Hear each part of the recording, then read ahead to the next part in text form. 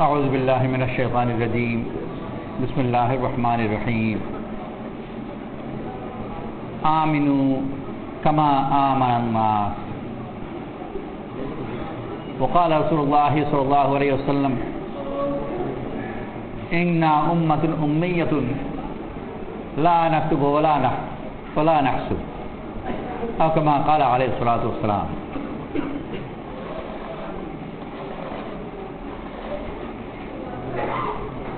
বিভিন্ন ব্যাপারে দুটো কথা পাশাপাশি আসতে পারে, আমি আর আমার। আমি সুন্দর, আমার সুন্দর। আমি শক্তিশালী, আমার শক্তিশালী। আমি শক্তিশালী বুঝতে পারছি, আমি শক্তিশালী। আমার শক্তিশালী যে আমার অস্ত্র হয়তো শক্তিশালী, আমি নিজে হয়তো বা দুর্বল।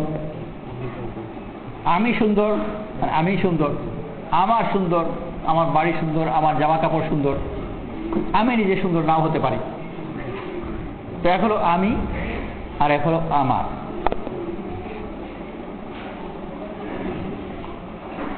মহিলা নতুন সংসার আরম্ভ করেছে, গরিব ঘর, অতি সুন্দরী, অল্প বয়স, সুন্দর স্বাস্থ্য, অতি সুন্দরী। ঝুপড়িতে করে ঘরে থাকে, জামা কাপড় অতি নিম্নমানের, করে ঘর। ধীরে ধীরে আল্লাহ তাআলা তার অবস্থার পরিবর্তন করলেন। আর যে এক সময় করে ঘরে থাকতো, সে এক সময় প্রায় রাজমহলে থাকতে লাগলো। জামা কাপড়ও যার একেবারেই নিম্নমানের জামা কাপড় ছিল, ক্রমে ধন দৌলত সচ্ছলতা এসেছে। এক সময় সে রাজ পোশাক পরছে। ইতিমধ্যে অনেক সময়ও অতিবাহিত হয়ে গেছে, যেরকম তার বাইরের অবস্থার বিরাট পরিবর্তন হয়েছে। কোড়েঘর থেকে রাজমহলে চলে গেছে। ধীরে ধীরে তার ধন দৌলত সচ্ছলতা বেড়েছে। ওরকম এই সময়ের প্রবাহের সাথে নিজের মধ্যেও পরিবর্তন হয়েছে। এক সময় সে যুবতী ছিল, এখন সে বৃদ্ধ মহিলা। এক সময় তার বড়ই রূপ ছিল, ক্রমেই বয়সে সেই রূপ হারিয়ে গেছে। এখন তাকে দেখেও বোঝা মুশকিল যে এক সময় খুব রূপের অধিকারী ছিল। এক সময় আয়নার সামনে, ওই বার্ধক্যে আয়নার সামনে দাঁড়িয়ে নিজেকে দেখছে, আর তার ঘরের দামি সুন্দর মূল্যবান আসবাবপত্রও দেখছে, জামা কাপড়ও দেখছে। আর নিজে নিজেই উক্তি করলো, এক সময় নিজের প্রথম জীবনের দিকে ইঙ্গিত করে, আমি সুন্দর ছিলাম, আমার কিছুই সুন্দর ছিল না। এখন আমার সবই সুন্দর হয়েছে, কিন্তু আমি আর সুন্দর নেই। তো এখন আমি, এখন আমার।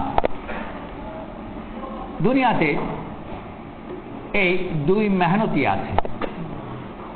আল্লাহ তাআলা আম্বিয়া আলাইহিস সালাতু ওয়াস সালামকে পাঠিয়েছেন ওই আমির প্রতি, প্রত্যেক ব্যক্তিকে এমন মেহনতে লাগানো যেন সে ক্রমেই ওই আমি সুন্দর হতে পারে।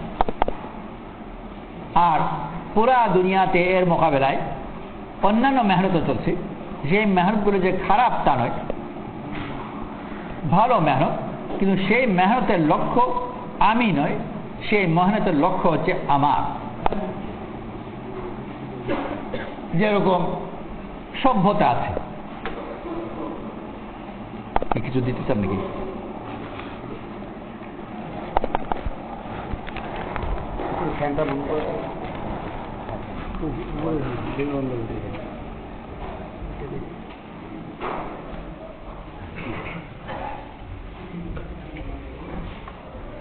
তো আল্লাহ তাআলা আম্বিয়া আলাইহিস সালাতু ওয়াস সালামকে পাঠিয়েছেন মানুষের কাছে, মানুষকে দাওয়াত দেওয়ার জন্য, যে মেহনত করে তুমি নিজে সুন্দর হয়ে যাও। আর পুরা দুনিয়াতে সভ্যতা নামে বিভিন্ন ধরনের মেহনত জারি আছে। বর্তমানে সভ্যতাগুলোকে বলা হয় আধুনিক সভ্যতা। প্রাচীন আরও বিভিন্ন জমানায় বিভিন্ন যুগে বিভিন্ন জাতিতে বিভিন্ন ধরনের সভ্যতা ছিল, আর এই সব সভ্যতাগুলো মেহনত করেছে ওই সুন্দর বানাবার জন্যই মেহনত করেছে, ভালো বানাবার জন্যই মেহনত করেছে। আর ওইসব সভ্যতায় উল্লেখযোগ্য যেগুলো তাদের মেহনতে সফল কাম হয়েছে, সার্থক হয়েছে, ঠিকই সুন্দর বানাতে পেরেছে। পার্থক্যই যে কোনো সভ্যতাই ওই ব্যক্তিকে সুন্দর বানাবার দিকে অগ্রসর হয়নি, ওইটা তার লক্ষ্যও ছিল না, বরং তার চারপাশের ওই আমারকে সুন্দর বানাবার জন্য ছিল। তো এক এক সভ্যতা ঘর বাড়ি জামা কাপড় মানুষের আনুষঙ্গিক জীবনের সাথে জড়িত যা কিছু আছে বিভিন্ন ধরনের জিনিসকে সুন্দর বানিয়েছে, ভালো বানিয়েছে, শক্তিশালী বানিয়েছে। আধুনিক জমানাতে মেহনত করে বিভিন্ন ধরনের জিনিসের সৌন্দর্যের মধ্যে এবং শক্তিশালী বড় শক্তিশালী অস্ত্র আবিষ্কার করেছে, শক্তিশালী অস্ত্র আছে, কিন্তু মানুষকে শক্তিশালী বানাবার জন্য চেষ্টাও করেনি, আর সে নয়, ওটা তার লক্ষ্যও ছিল না।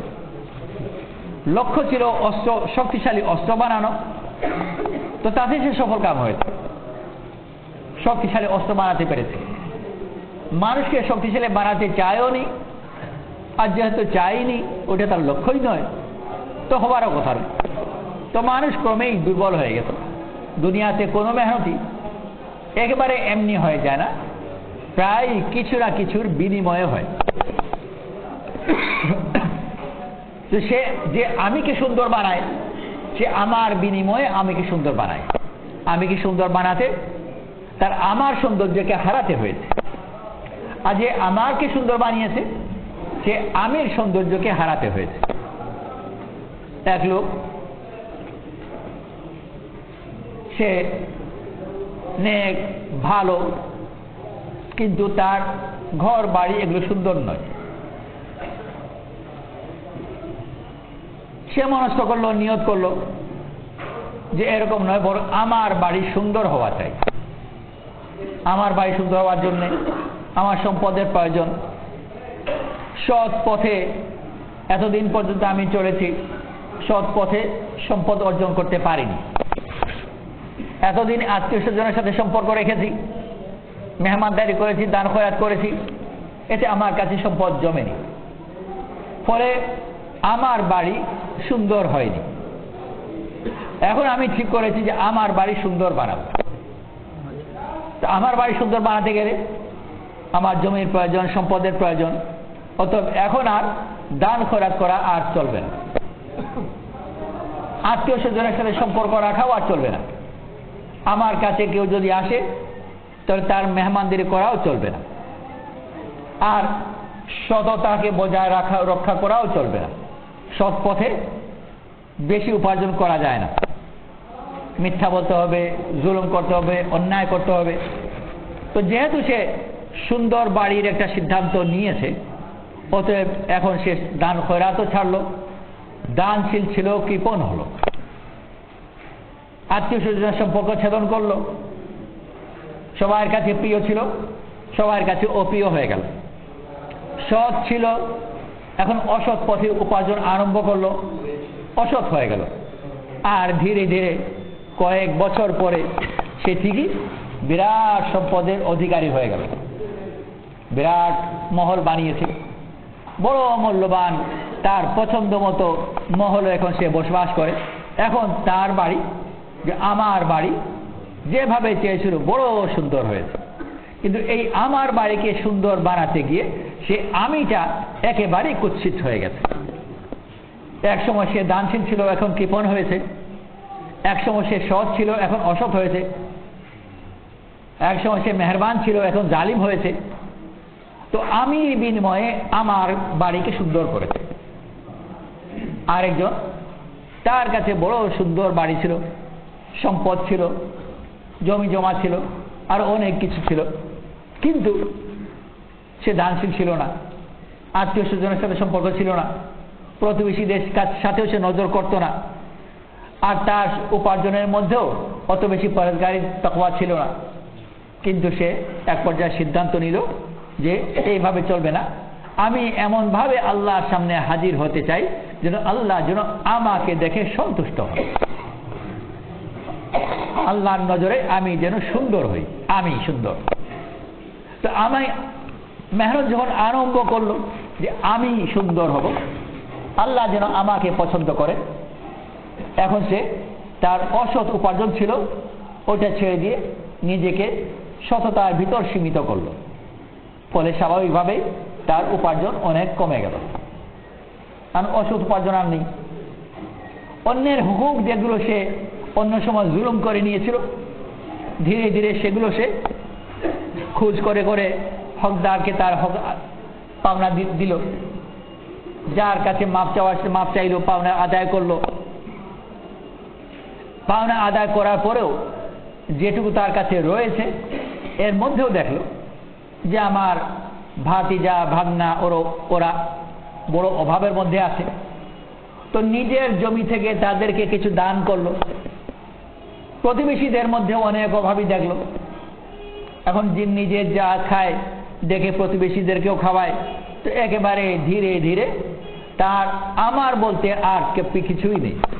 বড় বাড়ি ছিল বিক্রি করে ছোট এখন ঝুপড়িতে গিয়ে আশ্রয় নিয়েছে, বড় মূল্যবান দামি জামা কাপড় পরতো, এখন একেবারে সস্তার মধ্যে তার জীবন চলে এসেছে, একেবারে সাদাসিধা জীবনের মধ্যে চলে এসেছে।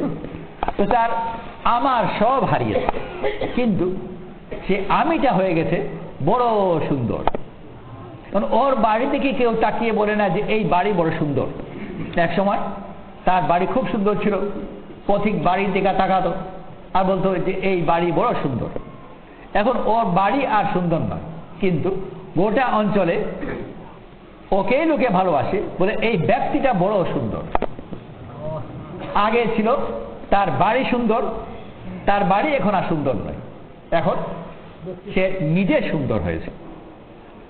তো আল্লাহ তাআলা আম্বিয়া আলাইহিস সালাতু ওয়াস সালামকে পাঠিয়েছেন পুরা দুনিয়ার মানুষকে ডাকতে, যেন সে এক একজন ব্যক্তি যেন সুন্দর হয়, আল্লাহর নজরে সে সুন্দর হবে, মানুষের নজরে সুন্দর হবে।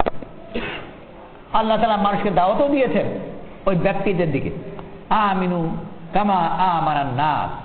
দুনিয়ার মানুষকে রেখেছেন ঈমান আনো যেরকম মানুষ ঈমান এনেছে। এখানে উলামারা বলে মানুষ বলতে সাহাবারা বোঝায়।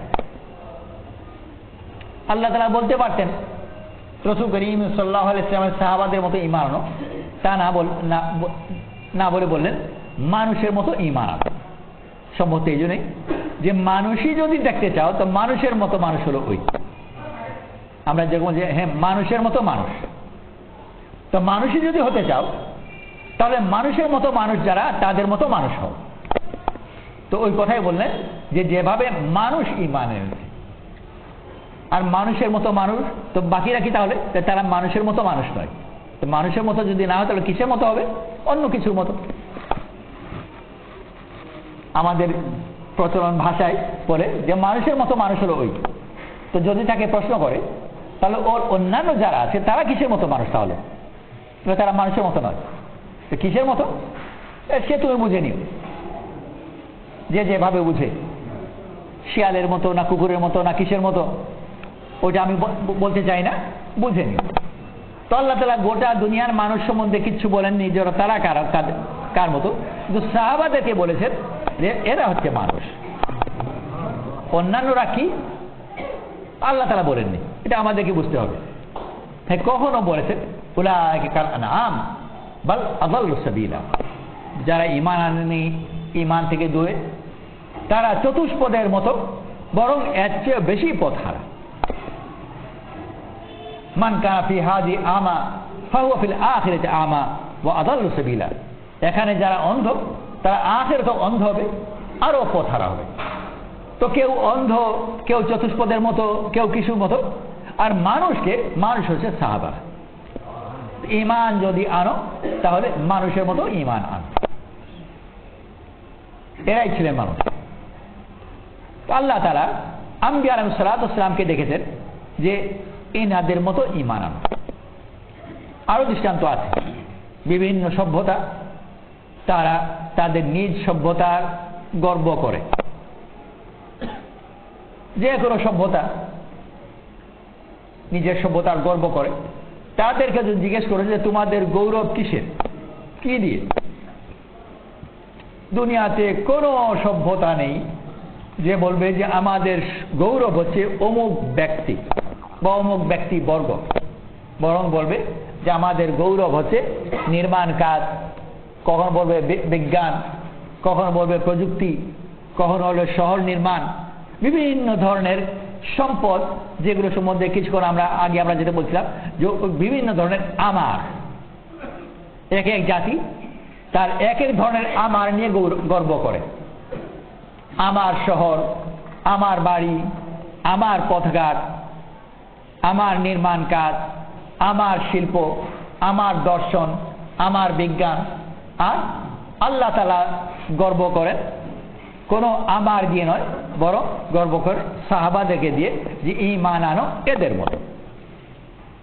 এদের কোনো সম্পদের মতো নয়, এদের মতো, এর মতো হোক। আল্লাহ রাসূল করিম সাল্লাল্লাহু আলাইহি ওয়াসাল্লামকে পাঠিয়েছেন, কোন ধরনের কোন সম্পদ, পোশাক, আভরণ দিয়ে পাঠাননি, বরং রাসূল করিম সাল্লাল্লাহু আলাইহি ওয়াসাল্লামকে একটা ব্যক্তি হিসেবে পাঠিয়েছেন আর বলেছেন যে ইনার মতো হও।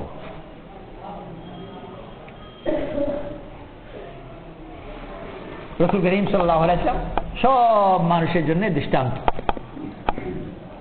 লাকাদ কানা লাকুম ফি রাসূলিল্লাহি উসওয়াতুন হাসানাহ। রাসূল করিম সাল্লাল্লাহু আলাইহি ওয়াসাল্লাম তোমাদের জন্য উত্তম দৃষ্টান্ত।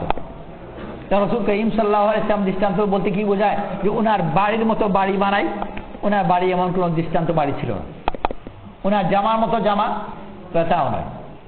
তাহলে আমরা যে রাসূল সাল্লাল্লাহু আলাইহি ওয়াসাল্লামের মতো সুন্নত উপর চলি, ওইটা তো আসলে রাসূল করিম সাল্লাল্লাহু আলাইহি ওয়াসাল্লামের মতো হওয়ার জন্য একটা চেষ্টা হিসাবে উনার জামার নকল করা, কিন্তু ওটা লক্ষ্য নয়। সেই জমানাতে রাসূল সাল্লাল্লাহু আলাইহি ওয়াসাল্লামের যে ধরনের জামা ছিল, জামা কাপড় যেগুলো পরতেন, তো তখন আরবের প্রচলন ওই কাফিররা ওরকমই পরতেন। রাসূল করিম সাল্লাল্লাহু আলাইহি ওয়াসাল্লাম যেরকম ঝুপড়িতে থেকেছেন, তো ওরকম ঝুপড়িতে তখনও মানুষ ছিল, আজও অনেক মানুষ আছে। হুবহু একই জিনিস না হয়, বড় নিম্নমানের ঝুপড়ি, মৌসুম ভিন্ন, আবহাওয়া ভিন্ন, সেই ভিন্নতাকে যদি একটু নজরআন্দাজ করা হয়, তাহলে আমাদের দেশে ঢাকা শহরে বস্তিগুলোতে যেসব বাড়ি আছে, কমলাপুর রেল স্টেশনের পাশে যেসব বাড়ি আছে, ঢাকার বিভিন্ন রাস্তার পাশে পাশে যেরকম পলিথিন দিয়ে বানানো, ওগুলো যদি বাড়ি আদৌ বলা যায়, বলবার কোনো অধিকার আছে কিনা সেটা একটা ভিন্ন প্রশ্ন।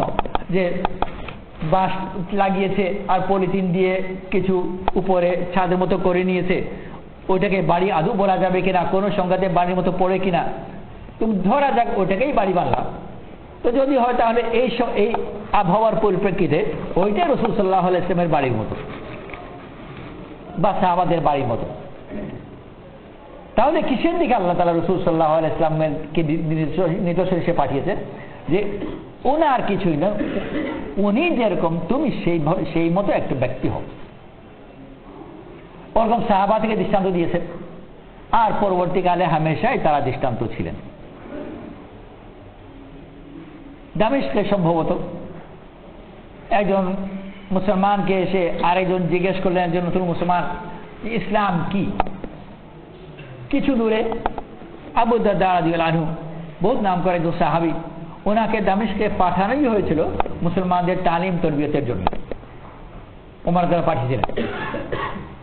যখন সে জিজ্ঞেস করলেন যে ইসলাম কি, তো কিছু দূরে আবু দারদা রাদিয়াল্লাহু আনহু যাচ্ছিলেন, ওনার দিকে দেখে বলেন যে এই দেখো, উনি ইসলাম। এরকম নয় যে ওনার বাড়ি ইসলামের মতো, ওনার জামা ইসলামের মতো, ওনার বই ইসলামের মতো, ওনার কথা ইসলামের মতো, কোনোটাই নয়, উনি ইসলাম। যেরকম রাসূল সাল্লাল্লাহু আলাইহি ওয়াসাল্লাম, যে উনি ইসলাম, ওনার কিছু নয়। আর এর মোকাবেলায় বারবার ওই কথাই বোঝার চেষ্টা করছি যে দুনিয়ার বাকি যত মেহনত আছে, সব মেহনত গুলো হলো যে আমি নয়, আমার মেহনত, আমার সম্পদ, আমার জ্ঞান, আমার বিজ্ঞান, আমার সমাজ, আমার আমার আমার নানা ধরনের আমারের মধ্যে আর আমির মধ্যে যদি কেউ পার্থক্য বুঝতে চায়, তো এটা ওটা পার্থক্য যে আমার ওই জিনিস যেটাকে কোনো ছিনতাইকারী ছিনতাই করতে পারে, যেটা হাত ছাড়া হয়ে অন্যের কাছে চলে যেতে পারে, যেটা কোনো কারণে বেদখল হয়ে যেতে পারে। কিন্তু আমি যেটা, ওইটা কখনো কেউ কোনো ডাকাত নিতে পারবে না, কেউ ছিনতাই করতে পারবে না, কখনো বেদখল হতে পারবে না। আর এমন কোন জিনিসের প্রতি আল্লাহ তাআলা মানুষকে রগবত দেননি, উৎসাহিত করেননি যেটা ছিনতাইয়ের হাতে পড়তে পারে, বরং ওইটাই চেয়েছেন যেটার রাখার ব্যাপারে কোনো নিরাপত্তার বন্দোবস্তের প্রয়োজন নেই, যেটা কখনো ছিনতাই হয় না। আমার বাড়ি যত বন্দোবস্ত করি না কেন, এটা হাত ছাড়া হয়ে যাওয়ার আশঙ্কা আছে। যে প্রহরীদেরকে আমি দেখেছি যারা আক্রমণ করে তারা যে আরো শক্তিশালী হয়, তো ওই প্রহরীদেরকে মেরে আমাকেও তাড়িয়ে দেবে, আমার বাড়ি নিয়ে যাবে। আমার গলার হার, আমার উন্নত মানের জামা কাপড়, এই সবগুলো চুরি ডাকাতি হতে পারে, কিন্তু আমি সুন্দর, আমার সৌন্দর্য, আমার সৌন্দর্য কোন ডাকাত নেবে? কেউ নিতে পারবে না। এটার জন্য কোনো ধরনের কোনো পাহারার প্রয়োজনও নেই। আল্লাহ তাআলা আল্লাহওয়ালাদেরকে যেসব সম্পদ দিয়েছেন, ওইসব সম্পদের রক্ষার জন্য কোনোদিন কোনো প্রহরীর প্রয়োজন হয়নি, কারণ ওইটা কোনো চিন্তায় হাতে পড়বে না। যেটা চিন্তায় হাতে পড়ে যায় ওইটার সম্বন্ধে আবার দেখতে হবে। ইমাম রাজি রহমতুল্লাহ আলাইহি কোনো একজন বড় আলিমের সম্বন্ধে এরকম একটা কথা শোনা গেছে, সফরে ছিলেন আর ডাকাতদের হাতে পড়েছেন। এক জমানায় পরবর্তীকালে ডাকাতদের ইত্যাদি বিভিন্ন উপদ্রব ছিল, আর বিশেষ করে মরুভূমি অঞ্চলে ডাকাত ইত্যাদি খুব সহজ, কারণ নির্জন জায়গা, ডাকাতে গিয়ে আক্রমণ করে তো কে ওখানে দেখবে। আর ডাকাতের হাতে পড়ে গেল তো ভালো মন্দ কিছুই বুঝে না, সবই ডাকাতি করে নিয়ে যায়। আলিম ওনার অনেক মূল্যবান বইপত্র, আগের জমানায় তো আর ছাপাখানা ছিল না, হাত দিয়ে লেখা, বড় পরিশ্রমের সংগ্রহ করা, তো হাতের লেখা অনেক সম্পদ বইপত্র নিয়ে যাচ্ছেন আর ডাকাতের হাতে পড়েছেন। ডাকাত বিচারা ভালো মন্দ কি বুঝে, ও যা পেয়েছে সব নিয়ে যাচ্ছে। উনি অনুরোধ করেন, ভাই এগুলো আমার কিতাব, এগুলো দিয়ে তোমার কোনো কাজ লাগবে না, আমাকে দিয়ে দাও। কিন্তু সে কি বুঝে, আর বেশ করে যখন বলে যেটা বড় মূল্যবান, তখন সে ভেবে তাহলে তো বড় ভালো, মূল্যবান জিনিস তো আমি চাই। তো ওই মূল্যবান যে ওর জন্য মূল্যবান নয়, ওর বুঝ তো তার নেই, তো সে আরো মজবুত হলো, নিয়ে গেল। কিন্তু এই ডাকাতির পরে ওনার মনে একটা প্রশ্ন জাগলো যে আমি কি ইলম সংগ্রহ করলাম যে ডাকাত নিয়ে গেল, এটা আবার কি ধরনের ইলম হলো? ইলম তো এই ধরনের হওয়ার কথা নয় যে ডাকাত নিয়ে যেতে পারে, ডাকাত ডাকাতি করতে পারে। এরপরে থেকে উনি আর ওই ইলমের মেহনত করেননি যেটা ডাকাতের হাতে পড়তে পারে, বরং যা কিছু ইলম নিয়েছেন নিজের বুকের ভিতরেই নিয়েছেন, যেটা কখনো কোনো ডাকাত নিতে পারবে না। তো দুনিয়া যত সম্পদ আছে অন্য কেউ নিয়ে নিতে পারে, এই জন্য আল্লাহওয়ালারা ওই জাতীয় সম্পদের প্রতি কোনোদিন আগ্রহী ছিলেন না, বরং ওই সম্পদের প্রতি আগ্রহী যে সম্পদের জন্য কোনো প্রহরীর প্রয়োজন হয় না। আর শুধু তাই নয়, যে সম্পদ ওর সাথে কবরেও যাবে, হাসরে যাবে, পুলসিরাতেও যাবে, ওটা কোনোদিন তার হাত ছাড়া হবে না। কাদেসিয়ার যুদ্ধের পরে বড় গনিমতের মাল এসেছে।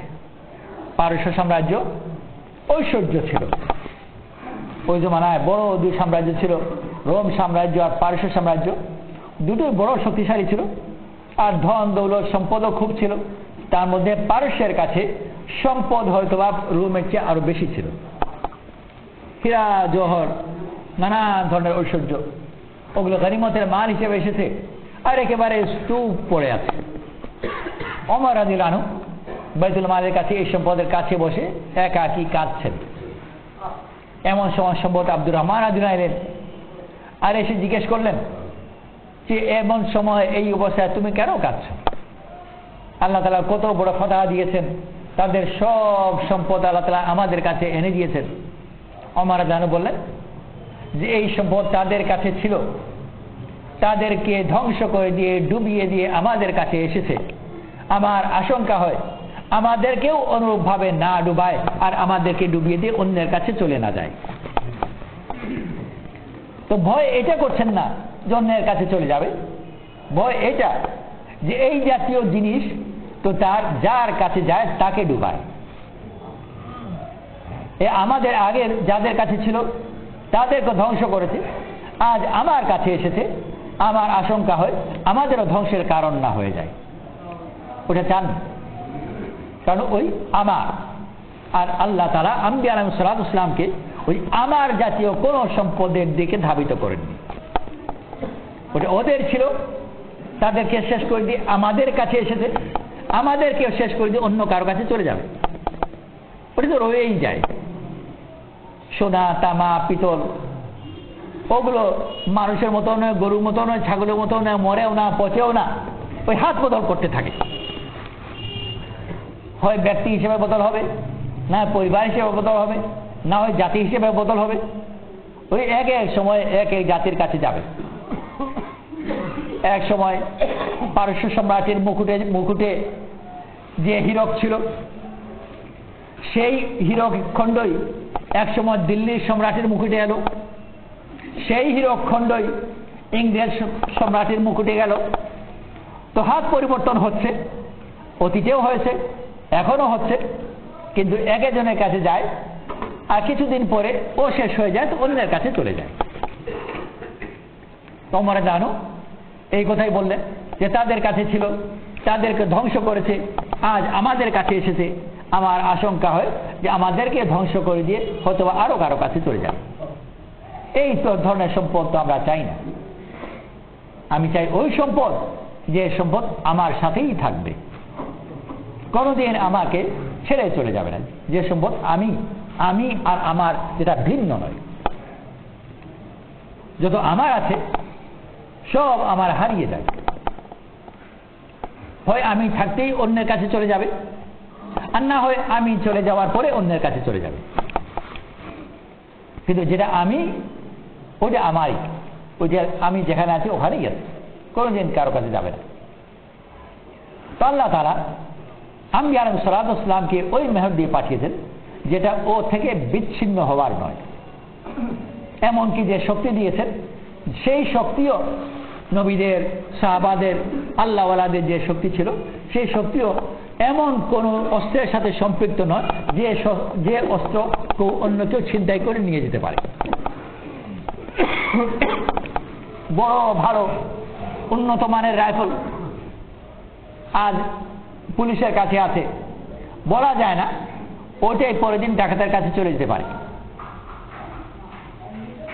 ডাকাতি করে পুলিশকে মেরে ফেললো আর তার অস্ত্র, তার রাইফেল নিয়ে গেল। কিন্তু ওলি আল্লাহদের দোয়ার যে শক্তি, ওটা কোন ডাকাত নিয়ে যাবে, কে চিন্তাই করবে? কোনোদিন নয়। ফেরাউনের অস্ত্র ছিল আর মুসা আলাইহিস সালাম নিজেই শক্তি। উনার হাতে যে লাঠি ছিল, শক্তি উনার লাঠিতে নয়, ওই লাঠির মধ্যে যে শক্তি প্রকাশ পায় ওই লাঠির শক্তি নয়, ওটা মুসা আলাইহিস সালামের শক্তি প্রকাশ পায় লাঠির ভিতর দিয়ে। আর মুসা আলাইহিস সালামের শক্তি আল্লাহর সাথে সম্পৃক্ত থাকার কারণে ওই আল্লাহর শক্তি মুসা আলাইহিস সালামের দিয়ে লাঠি দিয়ে প্রকাশ পাচ্ছে, ওটা কোনো অস্ত্রের শক্তি না। ফেরাউন মোকাবেলা করতে হলো তার বিশাল শক্তি দিয়ে, কোনো জাদুর একটা শক্তি, মুসা আলাইহিস সালামের কাছে ওই লাঠি। আবার তার বাহিনীর শক্তি, মুসা আলাইহিস সালামের কাছে ওই লাঠি। সামনে সমুদ্র, মুসা আলাইহিস সালামের কাছে লাঠি। সমুদ্র অতিক্রম করে যাওয়ার পরে মরুভূমি, পিপাসা, এখন আবার বিপরীত জিনিসের প্রয়োজন।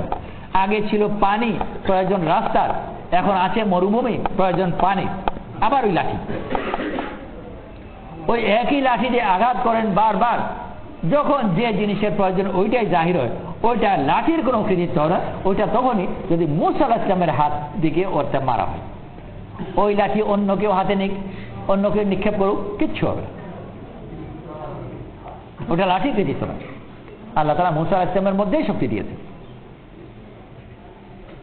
রাসূল কারীম সাল্লাল্লাহু আলাইহি ওয়াসাল্লামের সাথে মোকাবিলা হলো, মক্কার কাফিরদের বদরের মধ্যে তারা 1000-এর চেয়ে বেশি সশস্ত্র, আর রাসূল করিম সাল্লাল্লাহু আলাইহি ওয়াসাল্লাম এবং সাহাবারা মাত্র 313 জন, অস্ত্র কিছু নেই, মোকাবেলা হবে।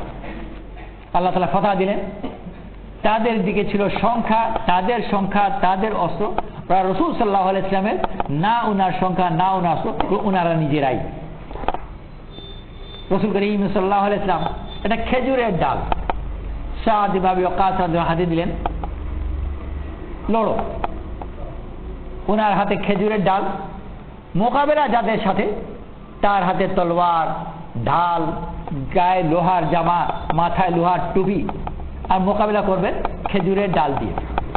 কিন্তু আল্লাহর কিষান মোকাবেলা ঠিকই হলো, আর আল্লাহ তাআলা মুসলমানদেরকেই ফাতহ দিলেন। তো কোথায় লোহার বর্ম আর ঢাল তলোয়ার, আর কোথায় খেজুরের ডাল? খেজুরের ডাল নয়, আল্লাহ তাআলা উনাদেরকেই শক্তিশালী বানিয়েছেন।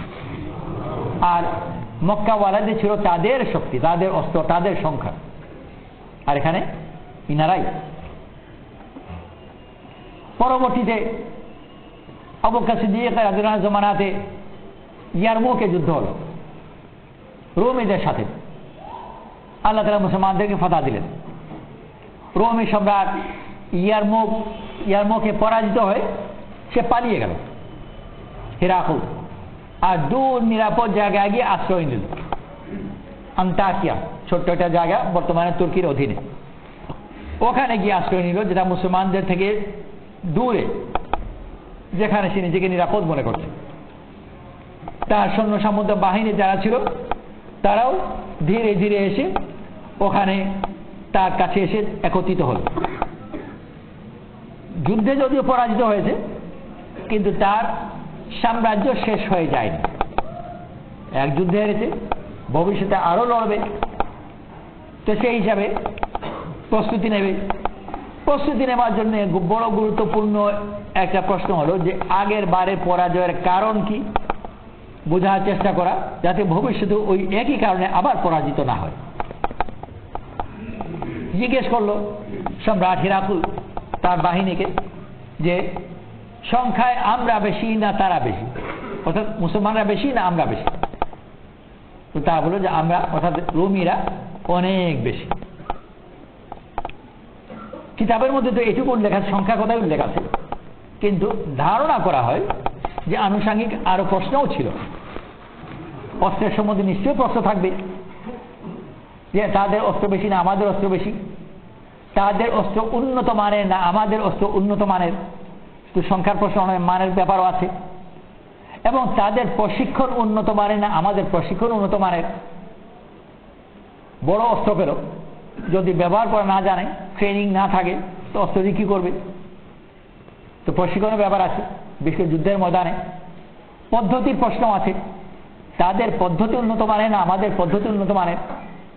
আবার যুদ্ধের মধ্যে রসদ ইত্যাদির ব্যাপার আছে, পেছন থেকে সাপ্লাই নাই। তো নানা ধরনের প্রশ্ন ছিল, আর সব উত্তরগুলোই একই দিকে ইঙ্গিত করে যে মুসলমানদেরই পরাজয়ের কথা আর রুমিদেরই জিতবার কথা।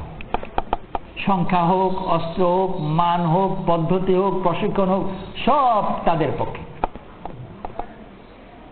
প্রশিক্ষণ একটা ব্যাপার আছে, এটাও বড় গুরুত্বপূর্ণ। সাহাবারা ব্যক্তিগত পর্যায়ে লড়াই করা জানতেন, কিন্তু বাহিনী হিসেবে যুদ্ধ করা তারা জানতেন না। মাপের পার্থক্য আছে। গৃহিণী যে ঘরে রান্না করে এবং ভালো রান্না করে, পরিবারের কজন লোক, 5 জন 7 জন, মেহমান যদি থাকে তো বড় জোর 10-15 জন, ততক্ষণ পর্যন্ত সে ভালো রান্না করে, আর মেহমানরাও খেয়ে প্রশংসা করে যে খুব ভালো রান্না হয়েছে। ওকেই যদি 500-1000-এর মেহমানদের রান্না লাগিয়ে দেওয়া হয়, ও কিচ্ছু করতে পারবে না। কারণ ও যে মাপের জানে, ওই মাপে ওই পদ্ধতিতে 500 জনের রান্না করা যাবে না। ওকে যদি জিজ্ঞেস করা হয় যে 500 জনের রান্নার জন্য কি পরিমাণ গোশত হওয়া চাই, আর এই পরিমাণ গোশতে কি পরিমাণ ঘি লবণ হওয়া চাই, ও কোনটাই বলতে পারবে না। ওকে যদি জিজ্ঞেস করা যে তুমি যে রোজ রান্না করো, ভালোই রান্না করো, তো তুমি কিভাবে করো, তো তুমি কি পরিমাণ লবণ দাও? আমি একটু লবণ দিই। ঘি কি মনে মনে দাও, এটা আন্দাজে দিই, একটু ভালো আন্দাজে দিই। তো আন্দাজে দিয়ে একটু দিয়ে পরিমিত দিয়ে তো 5-10 জনের রান্না হয়ে যাবে। কিন্তু এই কথাগুলো দিয়ে যে আন্দাজ করে দিই, পরিমিত ভাবে দিই, বুঝে শুনে দিই, এই কথা দিয়ে 1000 লোকের রান্না হবে না, ওখানে মাপ লাগবে, সম্পূর্ণ পদ্ধতিই ভিন্ন। সাহাবারা জাহিলিয়তের জমানার আগে থেকেই ব্যক্তিগত পর্যায়ে ঝগড়া করতে জানতেন। ঝগড়া করা এক জিনিস, মারামারি করা এক জিনিস, যুদ্ধ করা সম্পূর্ণ ভিন্ন জিনিস। তাদের যুদ্ধের কোনো ইতিহাসই নেই। ইতিহাস আছে পারিবারিক পর্যায়ে ঝগড়া করার, আর এখানে বিশাল বাহিনী, লাখের বাহিনী, এটা কোনো জ্ঞানই নেই কিভাবে এটা করতে হয়। ঠিক যেরকম 5 জনকে রান্না করার জ্ঞান দিয়ে 5,500 রান্না কিছু করতে পারবে না, তো সাহাবাদের যে অভিজ্ঞতা আছে ওই অভিজ্ঞতা দিয়ে রোম সাম্রাজ্যের মোকাবেলার কোনো প্রশ্নই উঠে না। কিভাবে করলেন? কোনো কিছুই টিকে না। তো সব যুক্তিই বলে যে মুসলমানদেরই পরাজয়ের কথা, আর সাহাবাদেরই, রুমিদেরই জিতবার কথা, কিন্তু হলো তো বিপরীত। বুঝতে না পেরে শেষ পর্যন্ত হিরাকল জিজ্ঞেস করলো যে তাহলে আমরা কেন হেরে গেলাম? একজন প্রবীণ সিপাহী উত্তর দিল, সে রুমি অর্থাৎ খ্রিস্টান, আর উত্তর দিল যে আমি বলছি আমরা কেন হেরে গেলাম, কারণ তারা রাত জেগে ইবাদত করে, মদ খায় না, ব্যভিচার করে না, জুলুম করে না, ছিনতাই করে জবরদস্তি কারো জিনিস নেয় না, ওয়াদা রক্ষা করে, পরস্পরকে সাহায্য করে। এই ব্যক্তিগত ঈমানের, আমালের, আখলাকের, মুআমালাতের কিছু সিফাতের কথা, কিছু গুণাবলী, কিছু বৈশিষ্ট্যের কথা বললো, যেগুলো আসলে ওই সাহাবাদের নিজেদের সৌন্দর্য, নিজেদের গুণের শক্তির প্রমাণ। অন্য ভাষায় কথা বলা যেতে পারে যে তাদের কোন সংখ্যা ছিল না, তাদের কোনো অস্ত্র ছিল না, কিন্তু তারা নিজেরা শক্তিশালী, ও নিজেই শক্তিশালী। কি দিয়ে? তার নামাজ দিয়ে, তার আমাল দিয়ে, তার আখলাক দিয়ে। তো আল্লাহ তাআলা আম্বিয়া আলাইহিস সালাতু ওয়াস সালামকে পাঠিয়েছেন দুনিয়ার মানুষকে দাওয়াত দেওয়ার জন্য, যেন মানুষ নিজেকে সাজায়, নিজে সুন্দর হয়। সেই জন্য মিসাল দিয়েছেন সাহাবারা। রাসূল করিম সাল্লাল্লাহু আলাইহি ওয়াসাল্লামের পরে এই সাহাবারা চারপাশে ছড়িয়ে পড়েছেন। রাসূল সাল্লাল্লাহু আলাইহি ওয়াসাল্লাম হায়াতে থাকতেই সাহাবাদেরকে দাওয়াতের চিঠি দিয়ে এবং ইনাদেরকে দৃষ্টান্ত বানিয়ে পাঠিয়েছেন। খন্দকের যুদ্ধের পরপর, আহজাবের যুদ্ধের পরপর পাঠালেন, বরং আরো আগে হুদায়বিয়ার সন্ধির পরে। হুদায়বিয়ার সন্ধির পরেই যখন কিছু নিরাপত্তা হলো, তো রাসূল করিম সাল্লাল্লাহু আলাইহি ওয়াসাল্লাম উত্তরে, দক্ষিণে, পূবে, পশ্চিমে, আর তৎকালীন জমানা পরিমাপে বেশ দূরে পর্যন্ত দাওয়াতের চিঠি দিয়ে পাঠালেন। রোম সম্রাটের কাছে পাঠালেন, পারস্য সম্রাটের কাছে পাঠালেন, মিশরের সম্রাটের কাছে পাঠালেন। আর এই যে সাহাবাদেরকে দাওয়াত দিয়ে চিঠি পাঠালেন, এর মধ্যে রাসূল সাল্লাল্লাহু আলাইহি ওয়াসাল্লাম চিঠি দিয়ে কিছু সাহাবাকে পাঠালেন। যেমন পারস্যে পাঠালেন শুজা বিন ওয়াহাব রাদিয়াল্লাহু আনহুকে। আর একই ধরনের হিদায়াত বিভিন্ন সময় বলেছেন, কথা তারতম্য আছে, কিন্তু একজনকে যে কথা বলেছেন অন্যজনের সে কথা প্রযোজ্য। হিদায়াতের মধ্যে এই কথাগুলো অনেক সময় ছিল যে নিজ হাতে চিঠি দিও। পারস্য সম্রাটের কাছে পাঠিয়েছে শুজা বিন ওয়াহাব রাদিয়াল্লাহু আনহু, উনাকেও এই কথা বলে দিয়েছেন যে নিজ হাতে চিঠি দিও। উনি চিঠি নিয়ে গেছেন। সেই জমানায় ইরান পর্যন্ত বহু লম্বা সফর, রাজমহলে পৌঁছেছেন। প্রহরীদের কাছে যখন বার্তা বললেন যে চিঠি নিয়ে এসেছি, সম্রাটের কাছে দিতে চাই, তারা বলল যে তুমি যেতে পারবে না, চিঠি দাও, আমরা পৌঁছে দেব। কারণ সম্রাট, তার গৌরব, তার অহংকার, একজন সাধারণ অপরিচিত ব্যক্তি এসে দেখা করবে, এটা তার শানের খেলাফ, ইত্যাদি ইত্যাদি। তো তুমি চিঠি নিয়ে এসেছো, চিঠি দিয়ে দাও, আমরা চিঠি পৌঁছে দেবো, কিন্তু তুমি নিজে যেতে পারবে না। এই কথাগুলো হচ্ছে সম্রাটের রাজমহলের কাছে, এত লম্বা সফরের পরে সুজা বিন ওয়াহাব রাদিয়াল্লাহু উত্তরে বললেন যে হয় আমি নিজ হাতেই চিঠি দেব, আর না হয় দেবই না, ফিরে চলে যাব। এত গুরুত্ব আমাদের কাছে মনে হবে যে আমরা যেরকম বলতে পারি যে খামোকা তুচ্ছটা জিনিস নিয়ে টানা হেঁচড়া করা, চিঠি দেওয়ার কাজ চিঠি দিলেই হয়, এই একটা কথা নিয়ে খামোকা এটা টানাটা নেই কেন? কিন্তু আর রাসূল সাল্লাল্লাহু আলাইহি ওয়াসাল্লাম হিদায়াত, নিজ হাতে চিঠি দিও। উনি বললেন হয় আমিই দেব, আর না হয় আমি নিয়ে চলে যাবো, চিঠি দেবো না। শেষ পর্যন্ত তারা রাজি হলো এবং উনি নিজেই গিয়ে চিঠি দিলেন। এই কথা এত গুরুত্ব কেন? ওই দাওয়াত তো ওই চিঠির মধ্যে শুধু নয়, বরং চিঠিতে যে দাওয়াত আছে তার চেয়ে বেশি দাওয়াত আছে ওই ব্যক্তির মধ্যে।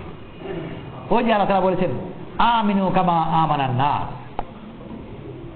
ওরকম ঈমান আনো মানুষ যেভাবে ঈমান এনেছে। একজন মানুষকে দেখো, না দেখলে বুঝবে কি? আমি যতই ছবি দেখাই তো ছবি দেখে কি বুঝবে? মানুষ তো মানুষ, বহুত বড়ের কথা, বহুত পরে, বহুত উপরের কথা। সামান্য একটা বাঘ পর্যন্ত ছবিতে কিচ্ছু দেখা যায় না। একজন দাবি করলো যে আমি বাঘ দেখেছি। তুমিও কোথায় বাঘ দেখলে? যে ওই দেয়ালে ক্যালেন্ডারে ছবি আছে, ওটা দেখেছি।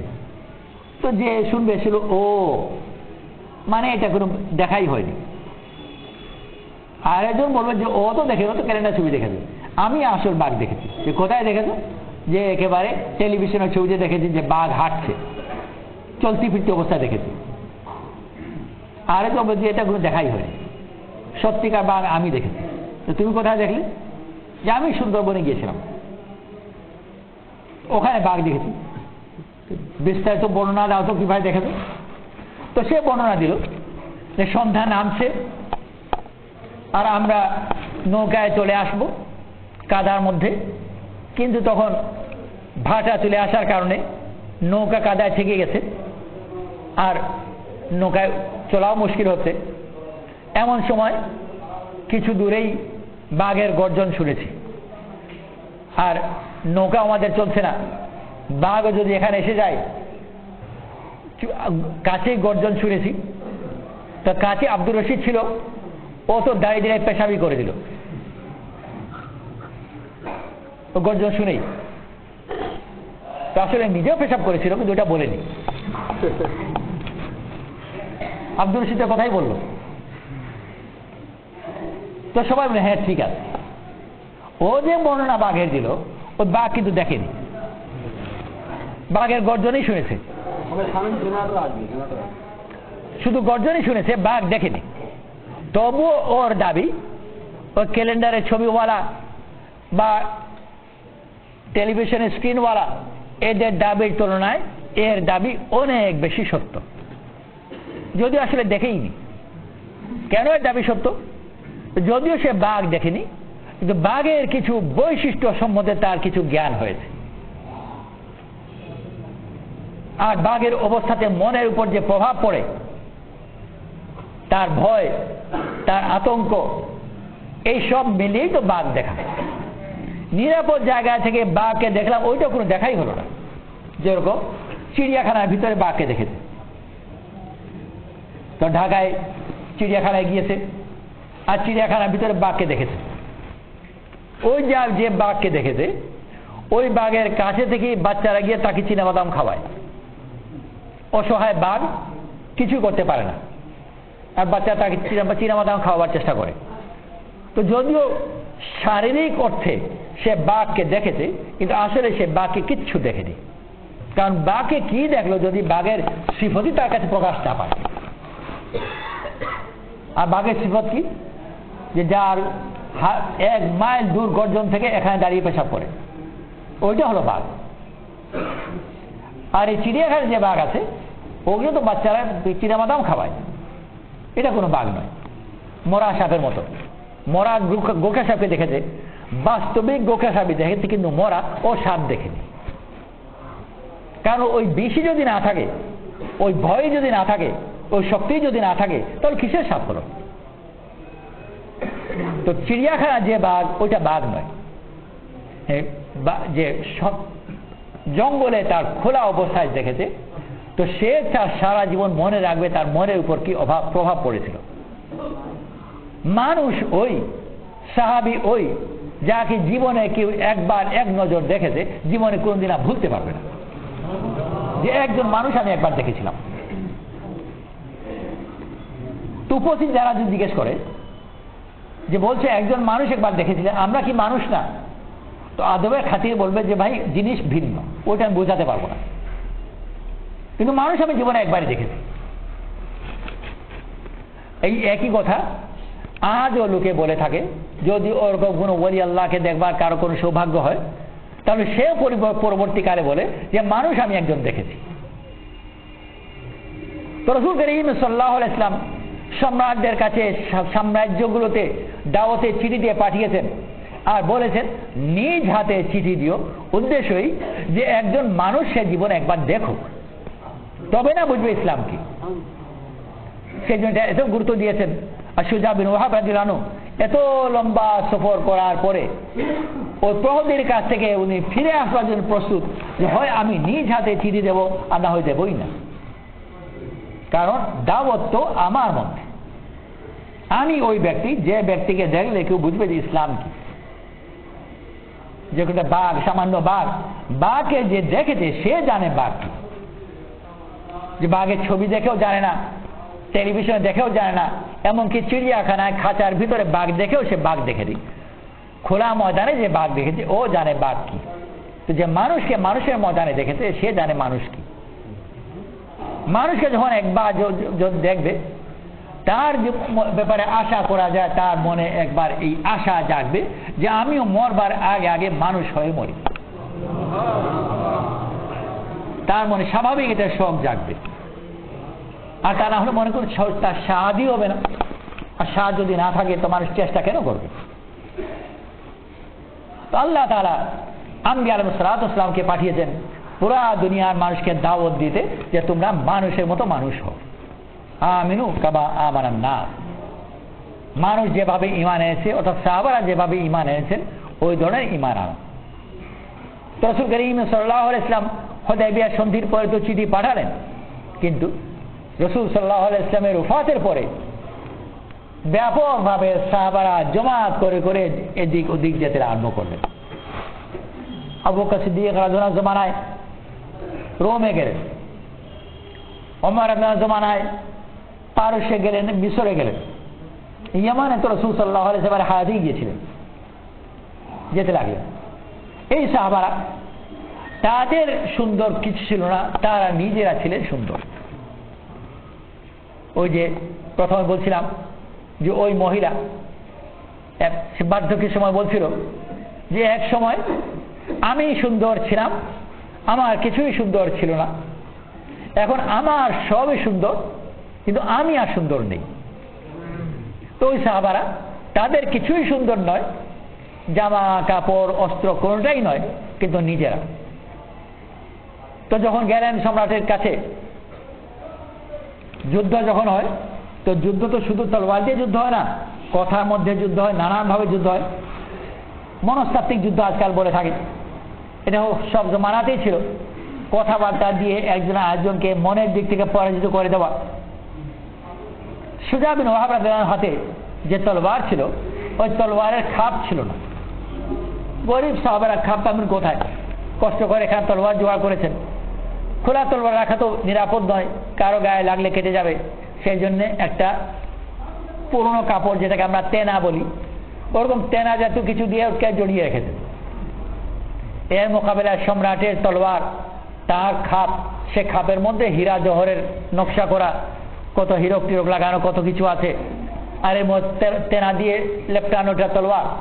তো সম্রাট বড় তাচ্ছিল্যের সাথে বললেন যে তোমার তলোয়ারের খাপ তো ভালো নয়।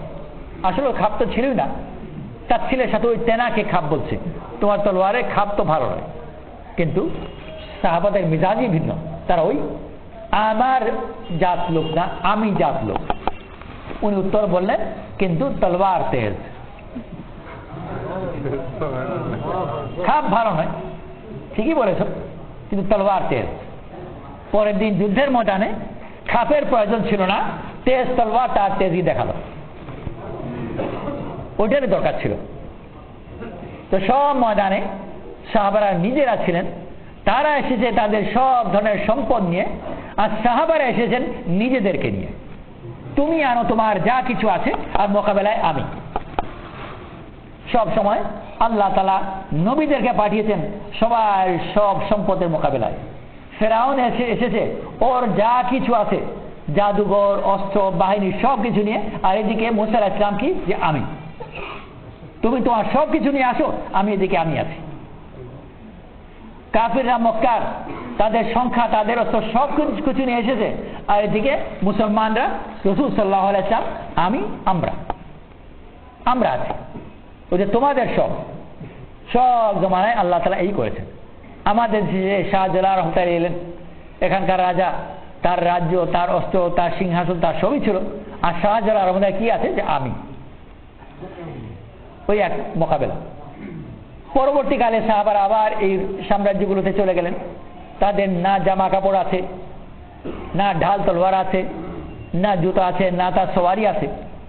আর ওই রোমীদের কাছে গেলেন, ইরানদের কাছে গেলেন, যাদের বিলাসী জীবন, রাজমহলে থাকে। কিন্তু কি আশ্চর্য কথা যে ধীরে ধীরে এই রোমীরা মুসলমান হতে লাগলো। বড় বিপরীত প্রবাহ। ধনীরা গরিবদের নকল সাধারণত করে না, শহরবাসী গ্রামবাসীর নকল করে না, শিক্ষিত লোক অশিক্ষিত লোকের নকল করে না, তাদের অনুসরণ করে না। অথচ এখানে একেবারে এই বিপরীত প্রবাহে চলবে। সাহাবারা যারা গিয়েছেন তারা রান্না করা জানেন না, জামা কাপড় ডিজাইন করা, সেলাই করা জানেন না, ঘর বাড়ি বানানো জানেন না, লেখাপড়া জানেন না, গণনা জানেন না, কিছুই জানেন না। উনি আর কিছুই নেই, শুধু উনি নিজে। আর এর মোকাবেলায় রোমীদের, ইরানীদের সব সম্পদ আছে, কিন্তু তারা এই সাহাবাদেরকে দেখে মুগ্ধ হয়ে গেল। বর্তমান দুনিয়াতে যেরকম যে বিরাট ধনী ব্যক্তির কন্যা যে রাজমহলে থাকে আর রাজ সওয়ারি চড়ে, কিন্তু সে নিজে কুৎসিত। ও যখন যেরকম এক ফকিরের মেয়েকে দেখে অতি সুন্দরী, ছিঁড়া জামা গায়ে, ধুলা মাখা শরীর, চুল আঁচড়ায়নি, আর পথের পাশে বসে আছে, ওই ফকিরের মেয়েকে দেখে ওই কুৎসিত রাজকুমারী যেরকম হিংসা করবে, ওই রোমীরা সাহাবাদেরকে দেখে ওইভাবে তাদের প্রতি আগ্রহী হলো। ওই রাজকুমারী যেরকম হয়তো বা বলবে যে হ্যাঁ আমি যদি এর মতো সুন্দরী হতাম, ওই রোমীরা তাই বলল যে হ্যাঁ আমি যদি এর মতো হতাম। আর তার চেষ্টা করতে লাগলো। আর ধীরে ধীরে মোটামুটি 50 বছরের মধ্যে তাদের বেশিরভাগই মুসলমান হয়ে গেলেন। আর যাদেরকে আমরা মুসলমান বলে থাকি, এই ইরাক, ফিলিস্তিন, জর্ডান, সিরিয়া, এসব অঞ্চল, এগুলো তো আসলে ওই জমানার ইতিহাসের মধ্যে এগুলো রোম সাম্রাজ্য বলা হয়, রোম সাম্রাজ্যের অঞ্চল এগুলো। আজকাল এগুলো আরব দেশ হয়ে গেছে। মিশর এগুলো গ্রিক সাম্রাজ্যের অঞ্চল, আরব দেশ হয়ে গেছে। আর কাদেরকে দেখে হয়েছে? ওই সাহাবাদেরকে, যাদের গায়ে জামা ছিল না, পায়ে জুতো ছিল না, সোয়ারি ছিল না, তলোয়ারের খাপ ছিল না, লেখাপড়া জানতেন না। আর অনুসরণ কারা করেছে? যারা রাজমহলে থাকে, যারা জ্ঞান বিজ্ঞান দর্শনের অধিকারী। কিন্তু সাহাবাদেরকে দেখে তারা আকৃষ্ট হয়েছে, তো আর তাদেরই মতো নিজে বাড়াবার চেষ্টা করেছে, হয়েও গেছে। কারণ সাহাবারা তাদের কিছুই ছিল না, তো নিজে ছিলেন বড় সুন্দর। তাদের নিজেদের আভ্যন্তরীণ সিফত দিত। আল্লাহ তাআলা হরে এক জমানাতে আম্বিয়া আলাইহিস সালাতু ওয়াস সালামকে পাঠিয়েছেন দুনিয়ার সব মানুষের জন্য, তুমি নিজেকে সুন্দর বানাও। আর দুনিয়ার মানুষ তার সুন্দর বানাতে চায়, যে আমার বাড়ি, আমার জামা সুন্দর হোক। আর নবীরা দাওয়াত দেন তুমি সুন্দর হও। এর জন্য ভাই আল্লাহর পথে বেরোই, আমি আমার নিজেকে সাজাই, কিনা ইনশাআল্লাহ, নিজের মনকে, পুরা দুনিয়ার মানুষকেও এটাই দাওয়াত দিই। এই জন্য সবাই নিয়ত করি 4 মাসের জন্য আল্লাহর পথে বেরোবো, এই জন্য যেন আমিও সাহাবাদের মতো হতে পারি, আমি সাহাবাদের মতো যেন হতে পারি। এই জন্য সবাই নিয়ত করি, ইনশাআল্লাহ নিয়ত করি, নাম লেখাই, বলি ভাই ইনশাআল্লাহ 4 মাসের জন্য বলি, নগদ বলি ভাই।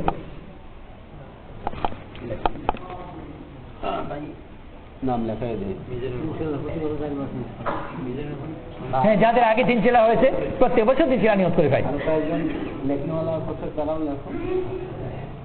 ওই থেকে লেখেন আবার লেখেন বলা দারুণ ভাই। হ্যাঁ 4 মাস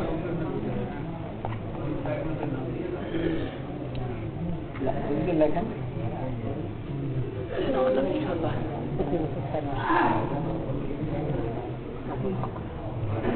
ভাই কেউ না উঠি মুশকিল হচ্ছে সবাই বসে থাকি